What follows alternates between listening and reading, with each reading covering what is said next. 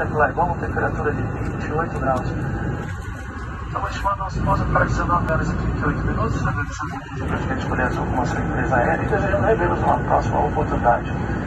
Falta, estamos chegando rigorosamente na hora. Pedimos desculpa ao nosso pequeno desconforto, a nossa descida, passamos uma pequena área de instabilidade. Desejando também a todos os jogadores de basquete do SESC.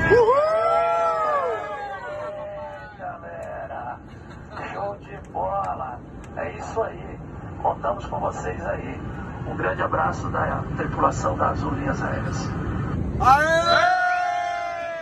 Muito mais que um vício, muito mais que amor. Aqui é Franca Basquete, o rolo compressor. Oh!